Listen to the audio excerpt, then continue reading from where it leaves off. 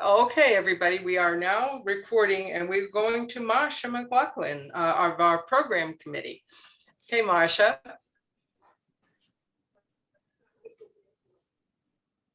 Sorry. Okay. Thank you, Nancy. No. I'm so happy that so many of you have Zoomed on this morning for our program. I think that it is a presentation of great value. I've heard Peter speak on this subject before, but I'll introduce him to you. Pete is the Associate Director of Conservation Programs at the New Hampshire chapter of the Nature Conservancy, where he has supported and advanced conservation initiatives for the past 13 years.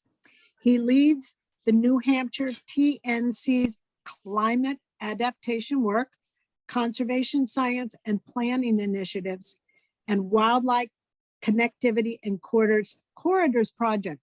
That's a big mouthful, but he'll explain all of it in his presentation. Pete is the lead author of New Hampshire's Coastal Watershed Conservation Plan that he will be presenting today. He has a background in environmental science from the University of Vermont and is a certified wetlands scientist in New Hampshire. So welcome, Pete. Welcome, Pete. Great, thank you very much. I'm going to share my screen here. Nancy, can you allow screen sharing? Yes, I have just allowed it. Perfect. Let's see here. All right, Awesome. Great. Well, I really appreciate you having me and Melissa here today. I first want to, quickly introduce myself a little bit further, just so you can get to know me a little better. I'm going to provide a brief introduction of the work that the Nature Conservancy does, both globally and in New Hampshire, and then spend most of the time talking about the 2021 update of New Hampshire's Coastal Watershed Conservation Plan. I'm hoping to keep this pretty informal and as interactive as possible. So I know Marsha or Nancy's going to interrupt me as we go. If there are questions that pop up in chat, that may be the best way to ask questions as I'm talking. So, but anyways, to introduce myself a little bit further, I lived in Exeter for 15 or so years, and then this summer my wife and 3 children moved out to Brentwood, to a property that I think formerly had beautiful gardens, and hopefully we'll have a chance to bring them back to life over time. Anyway, so that's where I sit or live, and Melissa lives up in Dover, right? Isn't that correct, Melissa? You're still in Dover? Yes, I'm in Dover, also on the seacoast. Yeah. So Melissa and I have been working out of home offices for the past 2 years. We used to see each other daily and weekly, and maybe have seen each other a couple times over the last couple of years. It's kind of crazy. So anyway, that's getting to know us just slightly better. Now I'm going to talk just a few slides about the work of the Nature Conservancy, and the map on this slide shows all the places around the world where TNC's programs touch down. We're the largest global environmental organization. We've got programs in all 50 United States. We work in 76 countries and territories. 37 of those we work directly, and 39 of those we work through partners. Across the entire organization, we've got over 3,500 staff, including the 25 that work right here in New Hampshire. We've protected over 120 million acres across the globe, and over, just about 300,000 acres in New Hampshire alone over the past 60 years that we've been working in New Hampshire. And We own and manage 27,000 acres across 31 of our preserves in New Hampshire. And we've got programs in climate, freshwater restoration, and marine resource management. So some of our guiding principles that I wanted to share that allow you to understand how TNC approaches our work to maximize our impact in the areas that need us most.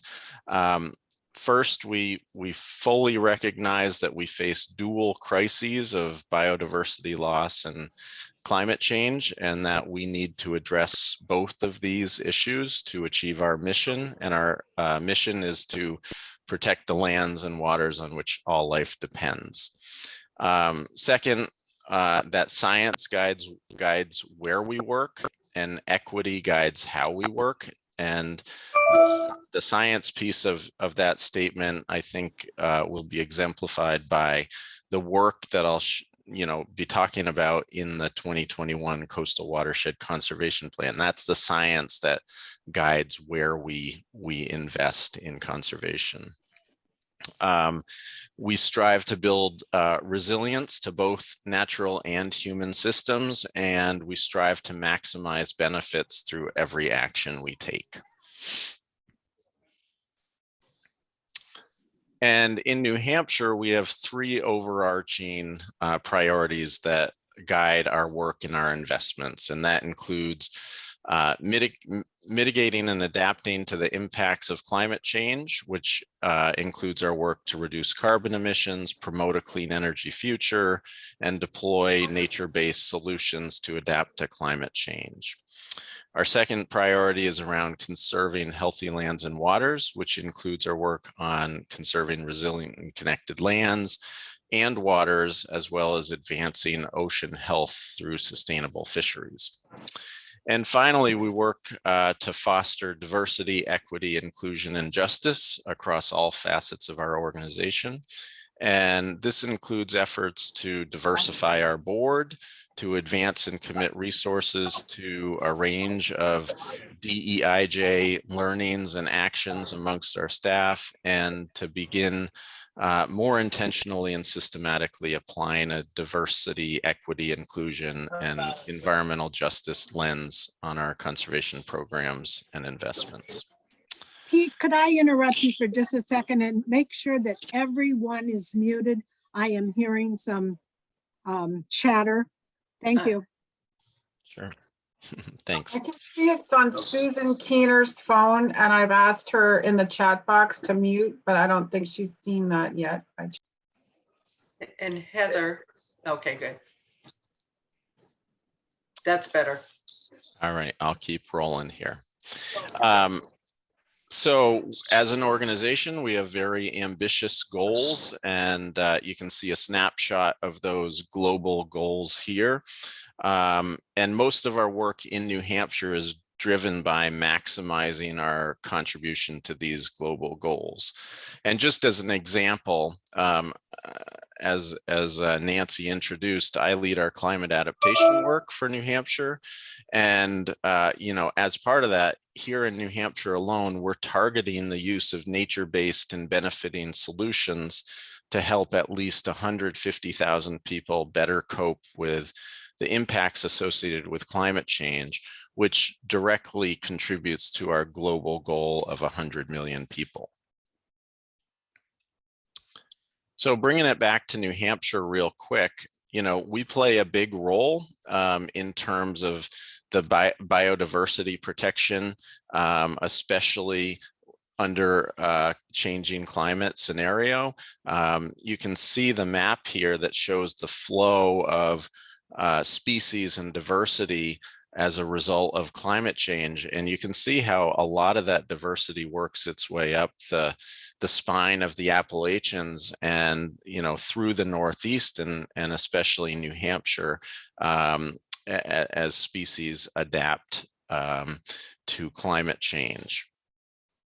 And at the same time, we have a lot of density of forest carbon. And so looking to protect those places to sequester the carbon that's already on the landscape, but also thinking about how do we improve management of our forests to sequester even more carbon going forward. So, you know, we're a small state, but we've got a pretty big role to play in terms of both biodiversity protection as well as carbon sequestration. So that's my intro to the Nature Conservancy, and now I'm going to dig into New Hampshire's Coastal Watershed Conservation Plan. We started this planning effort in earnest back in 2019, and we completed this plan just this past June. So it was about a 2-year effort, but it's really been, I'd say, more of like an 8-year effort, because back in 2013, 2014, we started laying out all of the analyses that we wanted to do to lead up to the completion of a comprehensive update to New Hampshire's Coastal Watershed Conservation Plan. And I'll talk about some of those other pieces that we've completed and built into this comprehensive plan over the last 8 years. I want to be very clear that this plan represents the input and priorities of a large number of contributors and partner organizations that are listed on this slide, many of which are through the Great Bay Resource Protection Partnership that some of you may be aware of, a group that's been working for the last 25, 30 years, focused on land protection to help improve water quality of the Great Bay Estuary. And here's a map of the project area that we're focused on through the updated Coastal Watershed Conservation Plan for New Hampshire. This includes all of the waters that drain out the Piscataqua River and the Hampton Seabrook Estuary, and it includes lands in both I'm going to just try to grab a laser pointer here, in both Maine here, as well as the broader area of New Hampshire, like I said, that drains out the Piscataqua River or the Hampton Seabrook Estuary into the Atlantic Ocean. And you can see all the different sub-watersheds that are included in this plan. And I've got some slides that detail some of the results by sub-watershed to come. So, you know, what's the focus? Why the focus on the coastal watershed? And, you know, I think that depending on who you are, there's lots of different answers. You know, these are the ones that I was thinking about in preparing for this presentation. You know, it's where we live, especially that to live, we need clean and abundant sources of water, and conservation initiatives really support that. We also need to eat, and more of us want to eat sustainably and locally sourced foods, and I'm guessing that resonates especially well with this group. But that's what we heard as we were developing or scoping out this project with partners and stakeholders, that protection of local agricultural resources is really important, and that nature-based solutions will really help us to adapt to our changing climate, whether that's, you know, protecting the lands that clean our source water, you know, the water that ends up coming out through our faucets, or protecting wetlands that attenuate flooding to reduce downstream flood risk and hazards. You know, that's sort of the people side of things, but on the nature side of things, the coastal watershed offers like really great habitat and biodiversity. And those are in need of protection.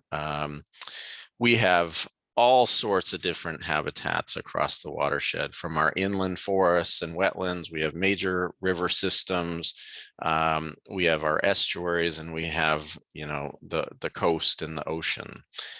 The Great Bay Estuary is a estuary system of national significance. We have the National Estuarine Research Reserve, as well as the Piscataqua Region Estuaries Partnership, both federally funded programs focused on protecting this estuary of national significance. And the watershed's home to federally and state threatened and endangered species. You know, the Blandings turtle is one that comes to mind that has resulted in a lot of focus of wetland habitat and adjacent upland habitats, that has catalyzed a lot of federal funding for conservation across the watershed. And I've got some slides that are coming up that gets at, you know, sort of the threat of around human population growth and development that increasingly puts pressure on these important natural systems.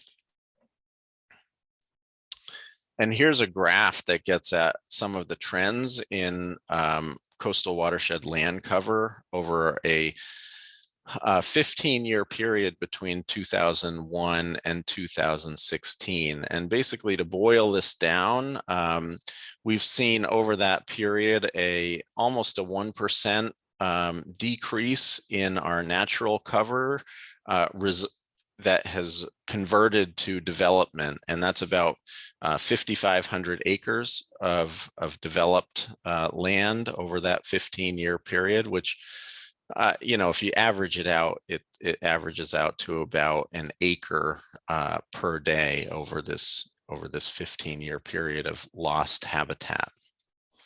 And you know, it's hard to track this, you know, especially because we live day to day. But I wanted to just share some images of how this landscape has changed over time, to be able to step back and say, oh yeah, there are some major changes. And this is an area on the southern side of Great Bay. We have the Squamscott River leading down to Exeter and Stratham here, Route 33 corridor up through Stratham and Greenland, the I-95 corridor here, Route 1 corridor up to Portsmouth. So just some landmarks for you. And again, this is 1992, about 30 years ago. And I'm just going to fast forward, and you can see how some things have changed. I mean, you might be able to pick up some of the changes and not others. Not all the images are exactly the same colors. So, but we'll just take a look through. So this is 1992. Here's 1998. You might pick up some changes in development. We went to color aerial photos for this 2003, so it really shows the development patterns a bit stronger. Then in 2006, you know, it doesn't look like things are changing a ton as we advance year to year. Here is, what's this? This is 2012, 2016. And finally, this is the last one I've got to show you, is 2020. And so I'm just going to, the next one is going to go back to 1992. And I'm just going to try to point out how some major changes across this landscape have occurred when you look at this across 30 years as opposed to, you know, every year or every day, the way we drive around to meet our needs, and you say, oh, there's a house that went in there, or oh, there's a new road in there, and it doesn't feel all that rapid on a day-to-day, year-to-year basis. But over 30 years, it adds up quite a bit. So you can see in this area, you know, there's a huge swath of connected habitat here. 30 years ago. But if we fast forward, you can see all of the fragmentation, all these new roads and development that have fragmented this habitat block. And I'm just going to go back and forth so you can see that in this area. So that's one area to point out. We also have this area up here, another big habitat block that, you know, would have been a high value place many years ago. Fast forward, and now we've got a golf course and we've got all of this additional development that's come in that, you know, wasn't previously there. And we've got examples of this, you know, over in this area and up in this habitat block along the Squamscott River, where this just happens repeatedly over time. Here's another example of really a more agricultural landscape along the southern shore of Great Bay. Fast forward, a lot of those fields, farm fields, have turned into developments. So I just wanted to point out, like, this gets at the project need, which is we have a fairly rapidly changing landscape, especially when you step back and look at it over a longer period of time. And what are we going to do about it? How do we prioritize our limited conservation investment resources to the places that matter most? So some of you may be familiar that there was a previous conservation planning effort that was completed back in 2006, which is called the Land Conservation Plan for New Hampshire's Coastal Watersheds. This was also led by the Nature Conservancy, and the orange shades on this map show the priorities from that plan. That plan has become increasingly dated given newly available spatial data sets representing updated conservation priorities, which is why we wanted to move forward with an update of the plan. But I also wanted to show how effective having a conservation plan is that directs all of the conservation partners working across this landscape, how it directs our focus in certain places. And really the take home of this graph, this tracks conservation investments and protected lands from 2007 to 2017. And the purple shades represent lands that were protected that are associated with this coastal conservation plan. The darker shade, these are called core conservation focus areas that are protected, and the lighter shade are supporting landscapes. And what this shows is that over 70% of all land conservation investments across New Hampshire's portion of the coastal watershed over this 10-year period have been directed towards the priorities identified in the 2006 conservation plan. So it's been a very effective plan in terms of directing where conservation investments go. And, you know, for that reason, we wanted to make sure that the conservation and priorities of the plan that we're going to use going forward represent the most current places, the most high priority places, which is why we led this update effort. So some of the spatial data sets and planning documents that we incorporated into this plan, I'll just show a bunch of these up on this screen, includes the lands that we want to protect to maximize protection for water resources.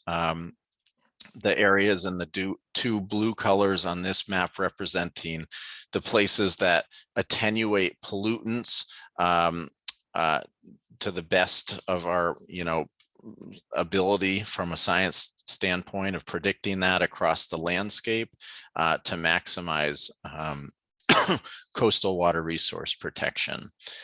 This is one of the plans that we completed in 2016 as we were thinking long-term about updating this broader comprehensive coastal conservation plan.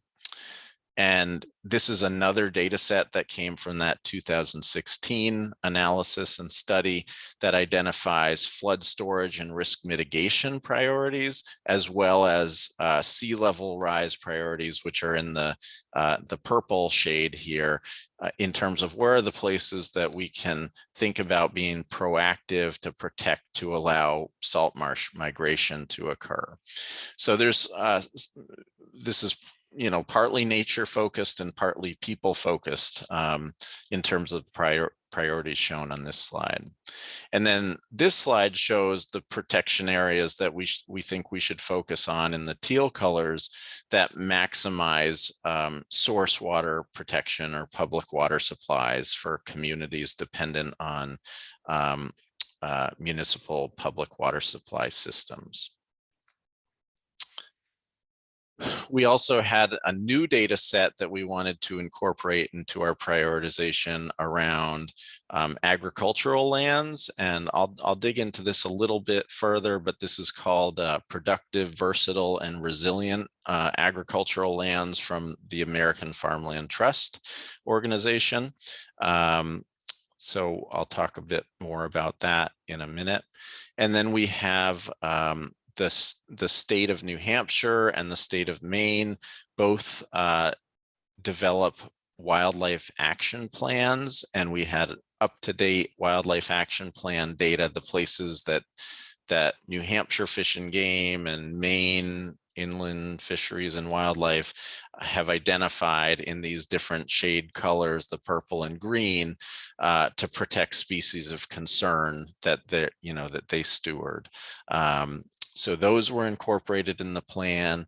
Then we have a continental scale analysis completed by the Nature Conservancy focused on resilient and connected networks, thinking about long-term protection to allow species to move across the landscape to adapt to climate change, to shift their ranges and shift around locally as well as at a broader scale to adapt to climate change. And finally, we have a study that the Nature Conservancy completed back in 2019, focused on identifying blocks of really important wildlife habitat and the connectors between them.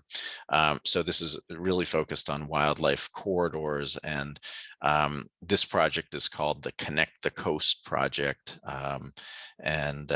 So anyway, we've got all of these different data sets that have been developed, and some others that I haven't even highlighted here, since the 2006 that we wanted to build into the 2021 update of New Hampshire's Coastal Watershed Conservation Plan.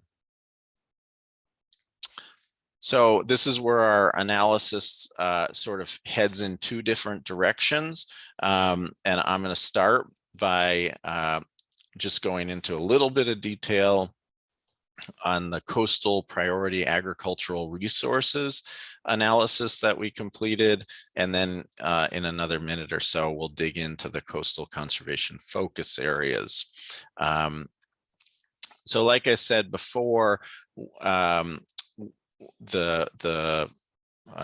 focus of the priority agricultural resources analysis was dependent on this data set produced by American Farmland Trust. They've got this report and spatial data sets called Farms Under Threat, the State of the States. And one of the key data sets from that report is their productive, versatile, and resilient agricultural lands. They've got data for all 50 states, and we worked with them to get their data and to develop a prioritization. We don't want to include everything because prioritizing everything doesn't help us out. We really want to narrow in on the most important places, and focus our limited conservation resources to those places. So I'm not going to dig into the complexity on this slide. I show this slide mostly to say it's a complex analysis with a lot of steps and a lot of partner involvement.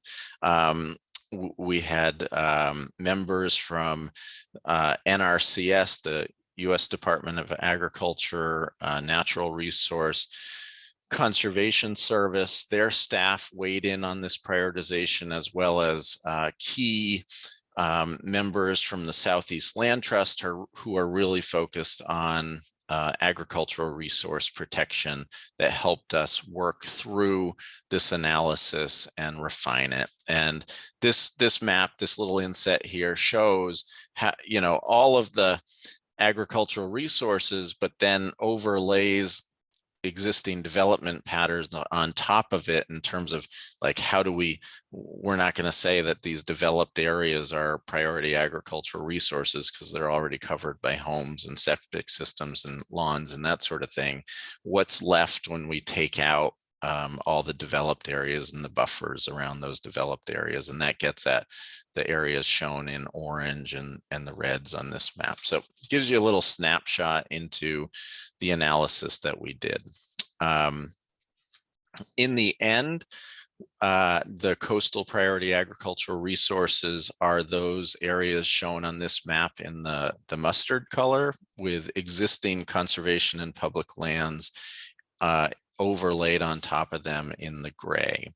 And basically 4.7% of the watershed is considered priority agricultural resources based on our analysis.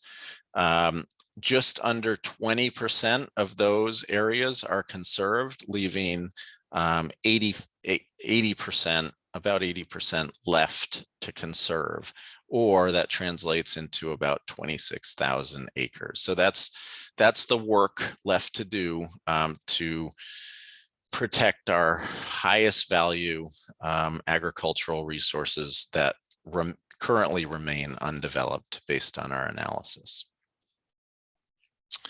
So then the other half of our analysis was focused on updating the coastal conservation focus areas. This is basically the replacement of the 2006 plan. The coastal priority agricultural resources is completely new and an add-on that was never included in any previous planning effort. But the coastal conservation focus areas are the places that we wanted to update and refine from the previous 2006 plan. And the way we did this, to get kind of technical, we used geographic information systems, a computer software that takes data layers and that are all mapped out across the landscape. And we applied weights to all of our different input data sets based on all of our partner feedback that participated in the project. And this kind of just shows you an example of how this works, where we weigh different layers and then we combine all of them together. And the places that overlap the most are generally the places that are the highest priority lands. So this map shows on the left, it shows if we had just taken all of those input data layers and smashed them together with no prioritization, they amount to over 70% of the landscape. So really not a prioritization at all for us. And so what we did was we ran it through that weighted sum process and resulted in a set of priorities that amount to just under 40% of the landscape. It's still a lot of the landscape, but it's a much tighter target at 40% or 38% than it would be at 70%. And in comparing the 2006 plan to the current plan, I don't know if anything jumps out at you. I think the main thing that jumps out at me is that this plan is a fully connected plan. There's no islands of habitat that sit out there that are unconnected. Everything's connected. Whereas this plan, you've got a little, little blocks of habitat here and there, but from a wildlife connectivity standpoint, or a water resource protection standpoint of the rivers that flow between these places, there's no connectivity between them. And so that, I would say, is one of the really big differences between the previous plan and the 2021 plan. So this map, again in purple, shows our updated coastal conservation focus areas with conservation lands in the gray shade on top. And like I said, about 38% of this landscape is considered coastal conservation focus area. We've protected already close to 30%. So we've done, made really good progress there. Not to get in the weeds, but we consider about 7% of those lands as really undevelopable. They're too wet to develop. So we consider those not threatened, leaving about 64% of these purple areas still in need of protection. So that's kind of the work that's left to do for us. And then we can slice it and dice it based on the different watersheds that you might live in or care about or focus on protecting.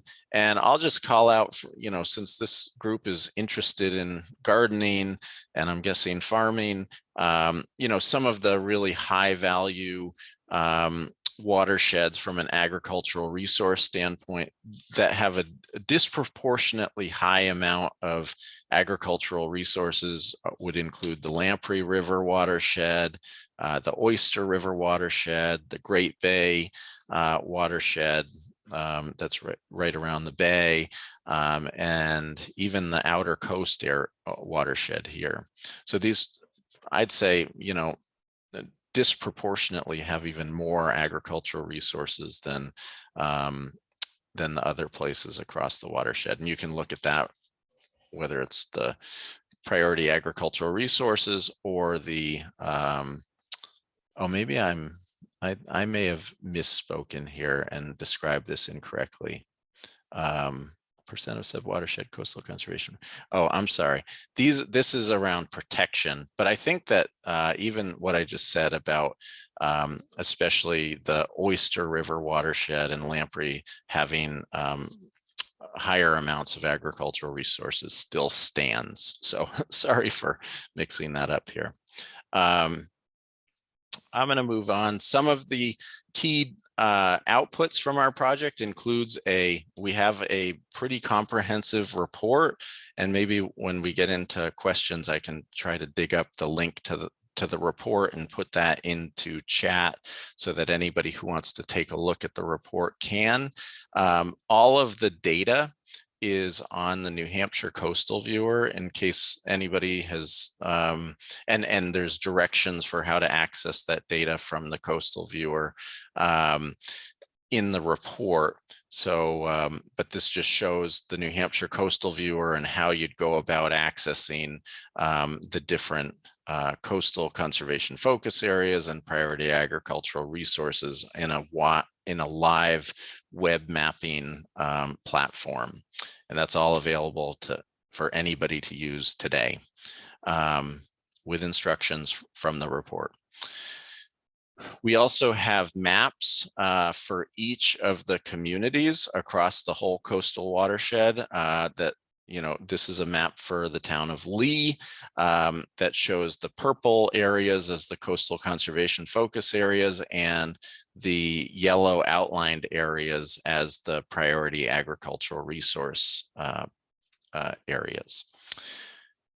And we also have these maps at the sub-watershed scale for any organizations or entities that are doing their conservation planning and implementation at the watershed scale, thinking about like local advisory committees for some of our rivers that are considered designated in the state of New Hampshire and operate at the watershed scale. So we've got these watershed scale maps too. These are all, you can access all of these maps through Appendix B and Appendix A in our report. And you can just click on the link and it should bring you right to the map where you can download it and save it or print it as you see fit. So in terms of next steps for us, really what we're trying to do is use this plan to catalyze increased land protection across New Hampshire's coastal watershed. The graph on the right side of this slide shows that our land conservation, land protection rates are pretty much in decline, where we started somewhere above, on average, 3,000 acres per year. And this is limited to New Hampshire back in 2000. And as of 2017, when we had the most reliable, most recent data set, we've dropped down into the 26, on average, 2,600 acre per year amount. And what we really want to do is collectively, with all of our partner conservation organizations and municipalities, is bend this curve back up to where we were at in 2005, 2006, 2007, 2008, up to 4,000 acres per year. And we estimate that this will take about $15 million annually to achieve that. We also want to use the priorities identified in the plan to integrate into land use decision-making and planning documents, whether it's a conservation commission or a planning board, or even the New Hampshire Department of Environmental Services Wetlands Bureau, who's issuing permits for a lot of the developments that are happening across the landscape. And how do we build these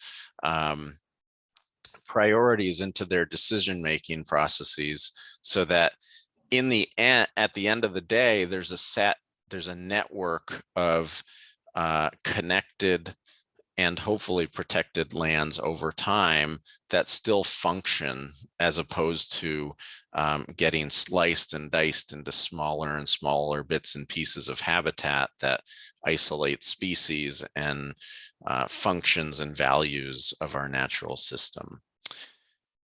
We're hoping to also use the plan to advance public policy. We want to build coalitions of support, increase public funding for land conservation. And one example is if we could get a statewide wetlands buffer law enacted, that would go so far towards protecting a lot of the priorities identified in this plan. It's been something that's been attempted in the past, and just hasn't been palatable in New Hampshire, but something that we continue to think about and advocate for. And then finally, getting the word out to as many stakeholders, end users, conservation actors as possible. And that's partly why I'm here in front of you. Anybody who's willing to listen and is interested in this conservation work, I'm happy to talk to.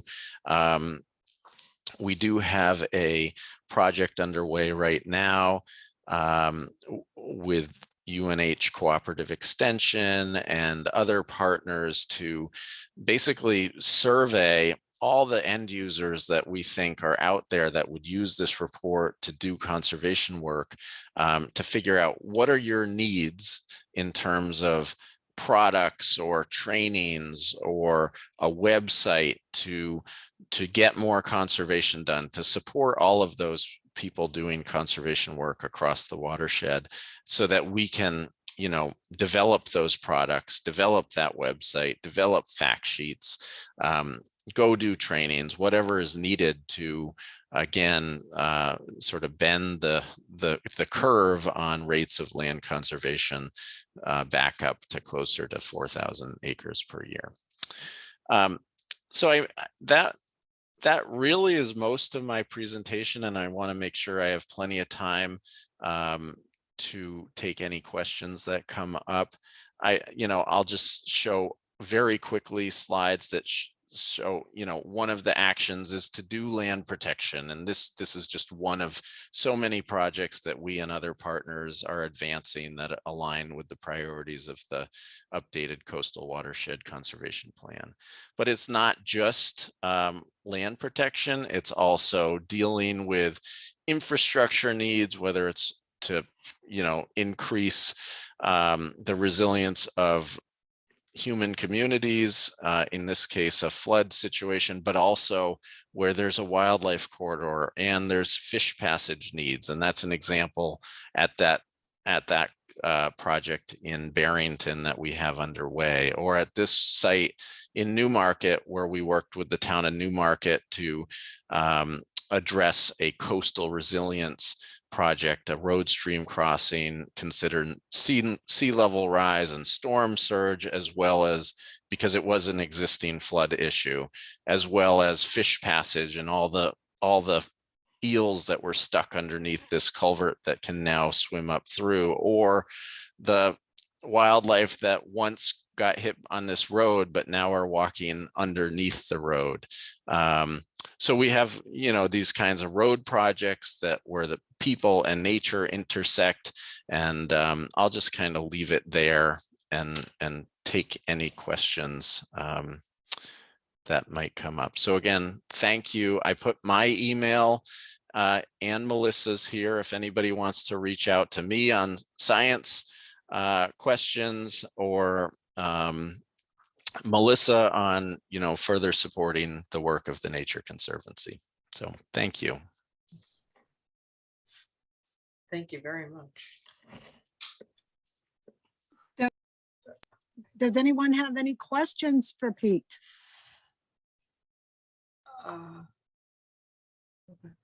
Whoops. I'm going to the gallery view. Anne Radwin.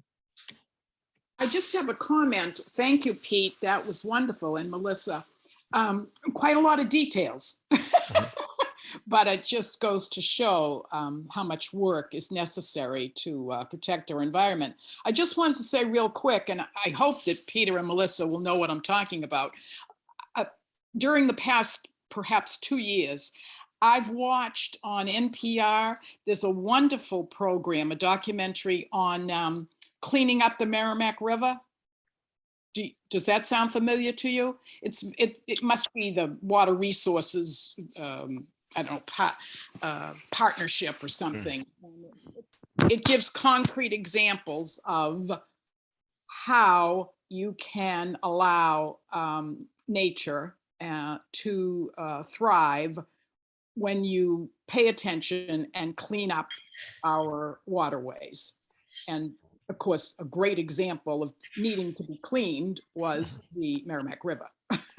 Right. But anyway, if anyone wants to look for that, they should on NPR. Okay. Very Yeah, good. thanks for that comment. The Merrimack was once one of the most polluted rivers in the nation, and now is relatively clean. It is. It's Yep. The progress that they made is just wonderful, and it's really enlightening because it's such a big river, and it covers so much of our state. Okay, anybody else? Marsha, I'd like to ask a quick question. Is there any way that this is advertised at a local level so that people know the work that you are doing? Or is it a matter of them having to search down into these kind of complex data that you're providing here? Sometimes if seeing is believing, and giving people a stronger connection to exactly what needs to happen. I don't know if that was I don't know how clear that was, Peter. Yeah.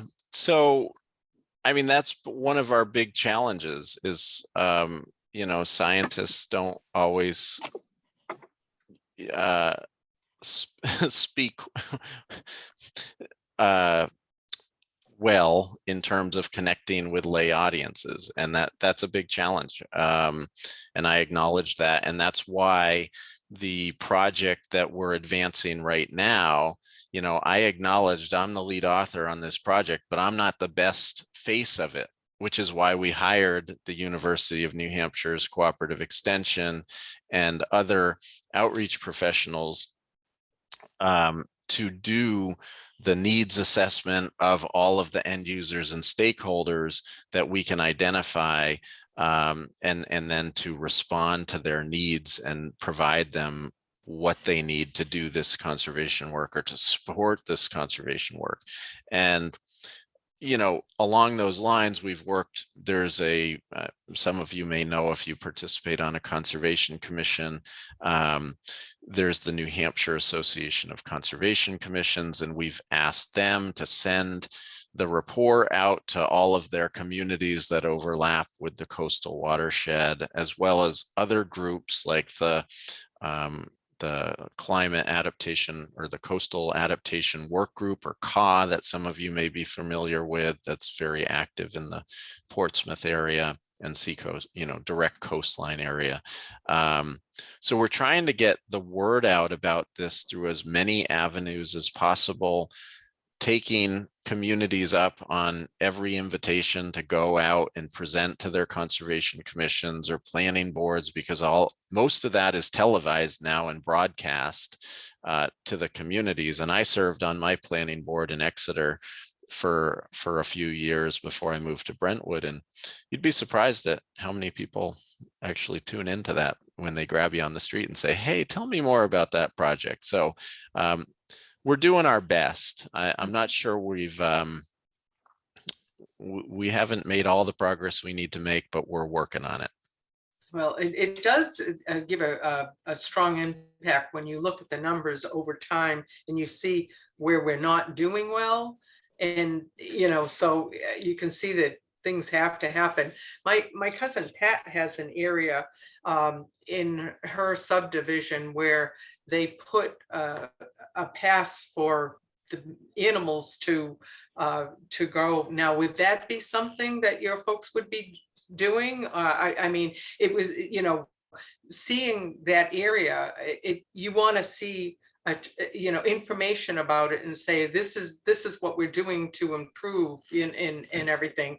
I think that those are wonderful when you go into parks that are set up to show that type of thing, but you don't always get to see that in you know, local applications or something like that. You know, this is what we're doing to, you know, but right. And we're trying to build that into more, you know, where we can weigh in on proposed development projects and say, okay, well, you are going to put this development here, instead of just putting any ordinary road through. Let's do a oversized culvert or bridge to allow for that wildlife passage to stay under the road, as opposed to having going up over the road that puts people and the wildlife at risk. So that's just one example of, you know, how we're trying to get this information into the hands of decision makers at both the local level as well as the state level. mhm. Nancy, you have your hand up. Yes, thank you. In terms of being gardeners, I think one of our most important focuses might be using appropriate fertilizers so that the water, the natural water is not polluted, but there might be other things we can do as gardeners. As individual gardeners, what might be our major focus in terms of water conservation? Oh, that's a big question that I'm not going to pretend to be the expert on, but you know, one example would be, well, if you have a stream that's running alongside your property or your garden, how do you maximize that any nutrients that you're putting into that garden don't end up into that stream through, riparian buffers where you've got, let's say 25 feet of vegetation, natural vegetation between your garden and the stream system that, picks up those nutrients before they hit the water and start heading downstream. Like that's one thing. And I'm not going to pretend to know best practices about fertilizer management. I mean, I think what I know, and I think is generally a best management practice, is to know what you're doing and not over fertilize. I mean, that's a basic principle, whether you're a Department of Transportation and you're salting the road, or you're, putting nutrients down for fertilization. Is like, there's only so much you need to put down, and beyond that, it's going to wash off or create other problems. But I guess I know a lot about riparian buffers and the importance of those for water quality, as well as for wildlife corridors, because animals like to move through areas under the cover of protection, and those riparian corridors really help animals move safely around the landscape, even in a somewhat developed landscape. You'd be pretty amazed what moves through between, two densely settled areas through one little narrow stream corridor. Thank you. Yep. Jean Mullen? Yes. How do you get your funding resources to purchase so many, the acres per year that you're looking to conserve, to protect? Yeah, it's a great question. It's a mix of getting support from private individuals, as well as government programs and grants, whether they're state grants. In New Hampshire, we're a low tax state, which means we don't have a lot of grant programs that support land conservation. We've basically got 3 programs that we can look to. Federally, there are some other programs that we can look to for federal funding. The federal infrastructure bill offers an important opportunity to fully take advantage of some of these federal programs looking out over the next 5 years as those allocations get spent down. And it's really a matter, I think, of connecting the multiple benefits. I started off my talk talking about single actions and multiple benefits, where we can identify a property that benefits a community's water supply, but that also benefits existing rare, threatened, or endangered species, as well as other things, whatever those may be. That's kind of the winning combination for us right now, with limited funding resources to maximize where we get the most benefits, because that's, we're often competing against our partners at other organizations for these limited funds as well, which is unfortunate. But I mean, Melissa might be able to talk more about the importance of, the private fundraising work that we do to support conservation work as well. Melissa, do you want to jump in? I don't want to put you on the spot. I don't know. I mean, I think you kind of explained it very well. I mean, this is going to be, 15 million, essentially $15 million a year to protect about 4,000 acres per year. But that is not just TNC, correct, Pete? Like that's going to be working with our partners. Like exactly. Yep. Right. So that's not $15 million that we at TNC have to raise ourselves. So we'll be working within the entire state on this coastal plan, or I mean, working in the coastal on this plan with multiple organizations. Right. But in terms of, private, fundraising, we have, as Pete mentioned in the beginning, we've been around for over 60 years.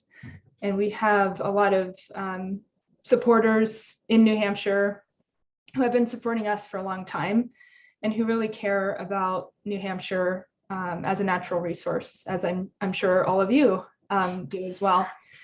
So, you know, we work with our donors, we work with our supporters, and we help, you know, educate new people who may be living in New Hampshire through our, you know, outreach and other conservation programs to connect people to this type of work.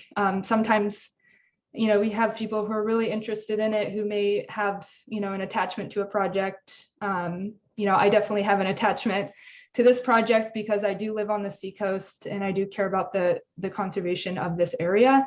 But maybe somebody who lives up, you know, in Pittsburgh, New Hampshire might not care as much. So we like to work with people who really feel connected to our projects. I don't know if that answered your question, Pete. Yeah, that's perfect. I mean, yeah, I think that to... our private fund, I think the big answer is our private fundraising plays a really important role in supporting the work that we do. For sure. Anybody else? Okay, I want to thank Pete and Melissa for joining us today. I personally feel very passionate about especially our seacoast corridor areas and the animals and the water quality and everything else. So I thank them for being here today and presenting to us. Thank you for having us. And if everybody, if you want to unmute yourselves and we can applaud. Thank you so very much. It was very eye-opening. It really was. And it's something that we all need to look to from our vantage point. It was quite impressive, all the data that you presented today. Thank you so much, Peter. And thank you as well, Melissa. Yeah, thank you all. And feel free to reach out if you have any other questions about this work. Yes, you can go. Okay, I'm going to take us off the recording now. And there we go. Okay, well, I'm going to sign off. Thank